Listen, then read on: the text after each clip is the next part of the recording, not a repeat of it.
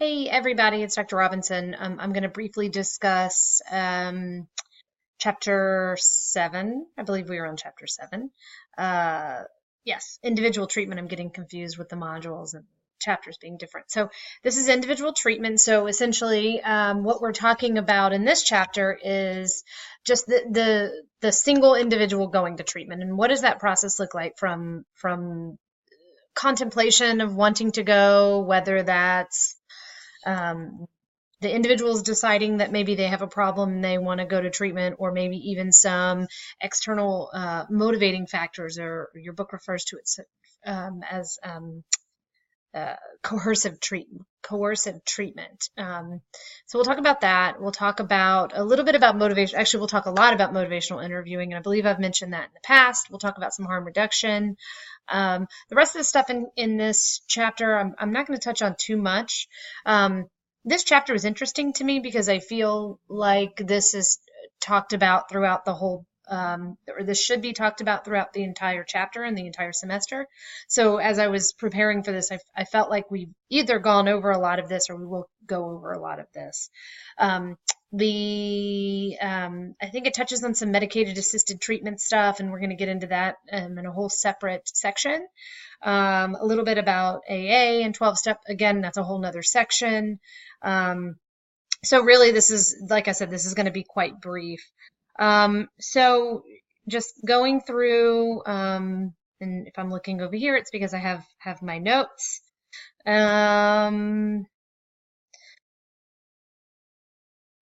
So I mean, your book starts off, or your PowerPoints kind of start off by just sort of giving you the bad news here, and that is that what we know works in treatment, whether it's addictive use disorder treatment or just mental health treatment of any kind, what we know works is the relationship between the client and the counselor. And so that's the most curative factor.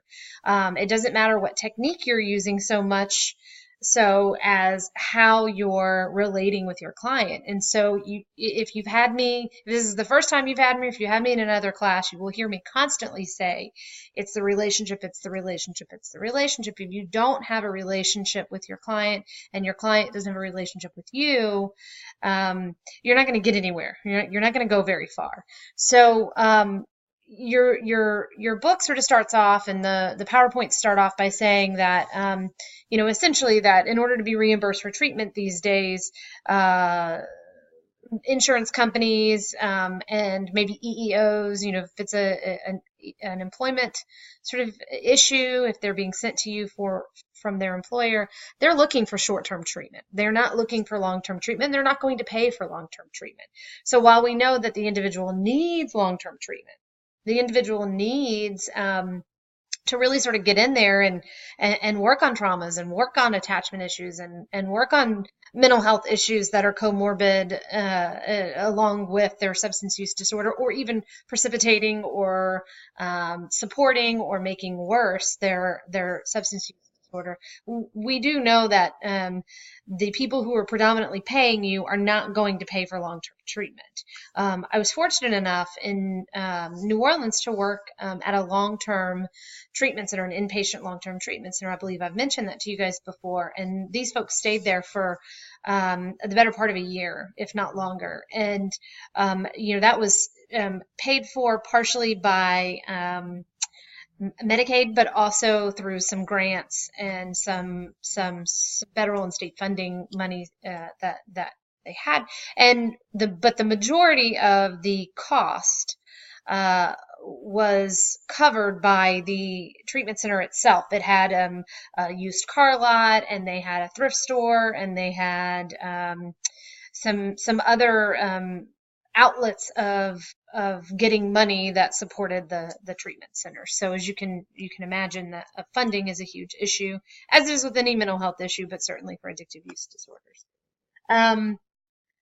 So what is really important that your book starts off by saying is that you can't get anywhere if your client's not ready. And so we're going to talk about this in a couple of respects. So if you're, you hear a lot well, he hasn't hit rock bottom, or she hasn't hit rock bottom, or life isn't bad enough for her or him. Well, the interesting thing about our role as a counselor, and even sometimes how we can talk to family members or supportive members of the individual's support system, is to say that, essentially we all get to choose our bottom. We all get to choose what level, regardless of the situation, we get to choose what level of discomfort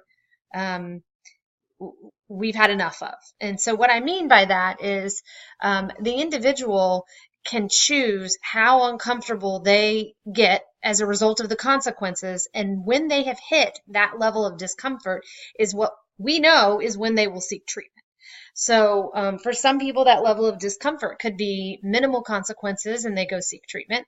And for other people, that level of discomfort could be losing everything, homeless, jobs, losing their family, having no one, having nothing.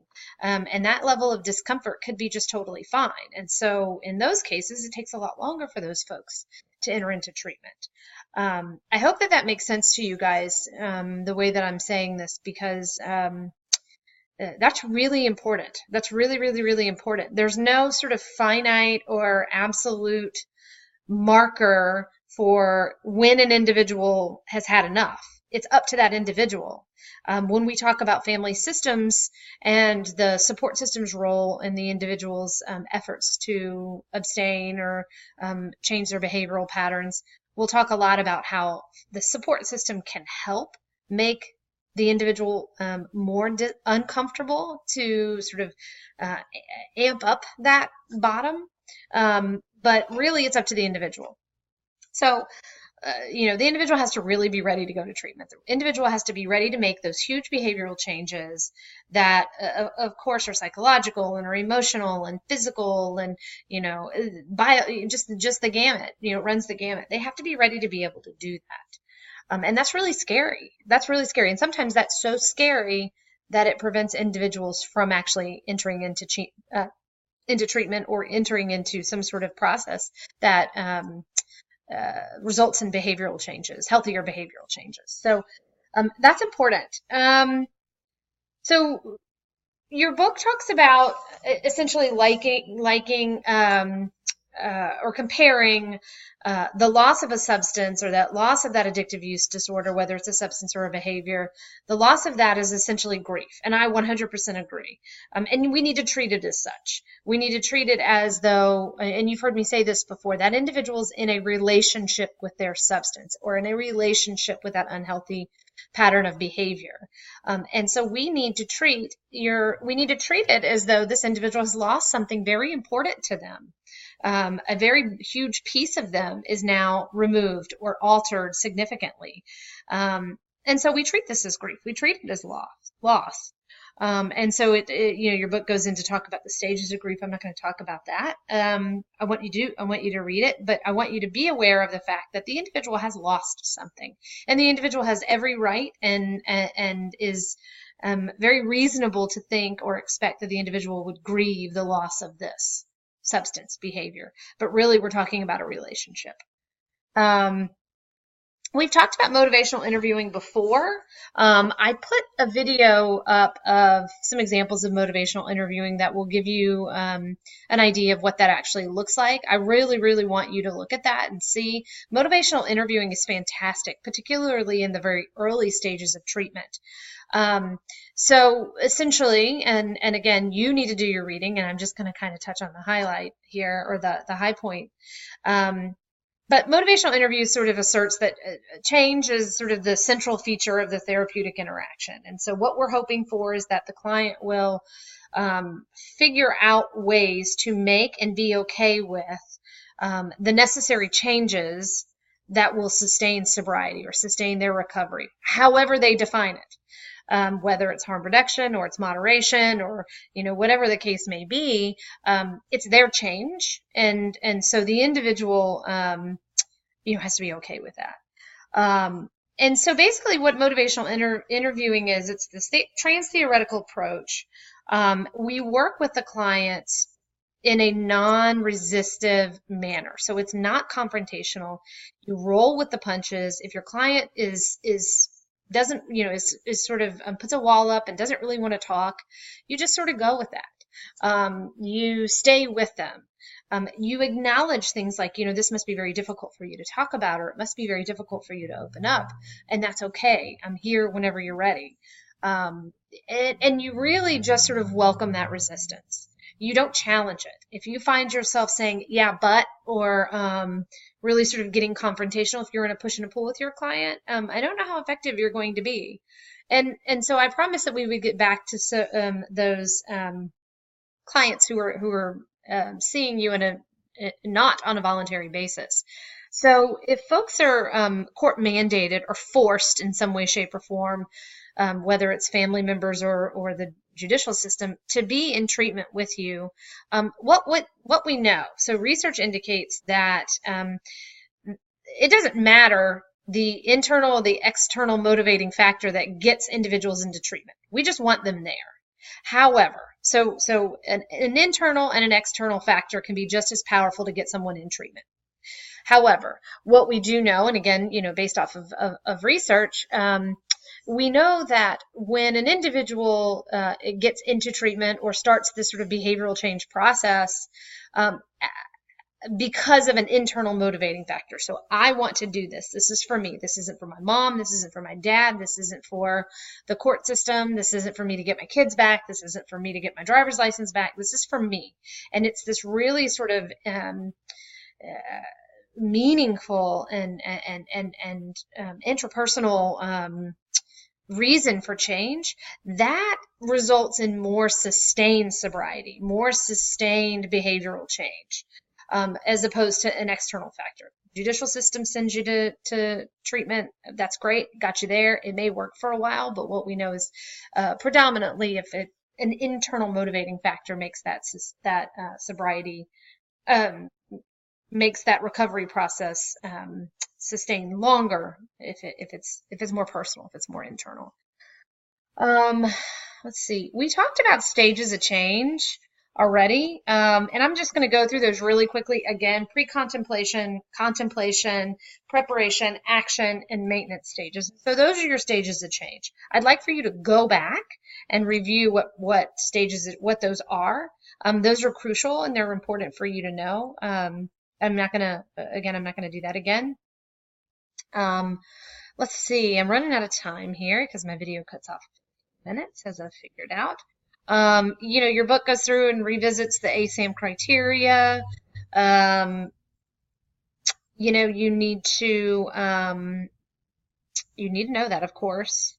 Therapeutic Alliance. I hope you guys have taken skills, and if you haven't taken, and I hope you've taken theory, and you will know that Therapeutic Alliance is crucial and important part of their eliciting their motivation for change. Let's see. Let me, so it goes into change talk. Make sure you pay attention to that. Let me jump down to, it gives you some specific treatments like EMDR and mindfulness and cognitive behavioral.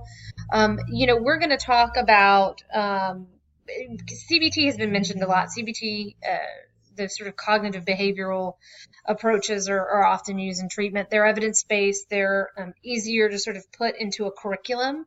EMDR is making sort of a name for itself in addiction treatment because it specifically addresses trauma. And I've worked with someone who went through extensive EMDR. 2 years of EMDR. And I think it was 2 years. Maybe it was a little shy of that, but a very long time of EMDR.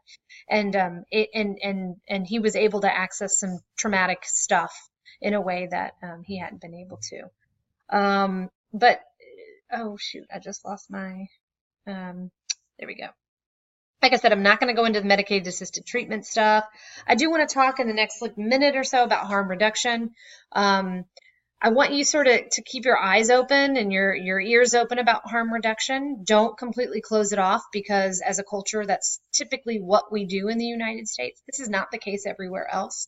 We're going to talk more about harm reduction when we talk about relapse prevention and medicated assisted treatment, but harm reduction is not a bad thing. And so if your client is at a stage or their substance use is not so great that they could use harm reduction techniques, explore it with them. Those are things like warm turkey instead of cold turkey, needle exchange programs, things like that. My video is being cut off, so I'm going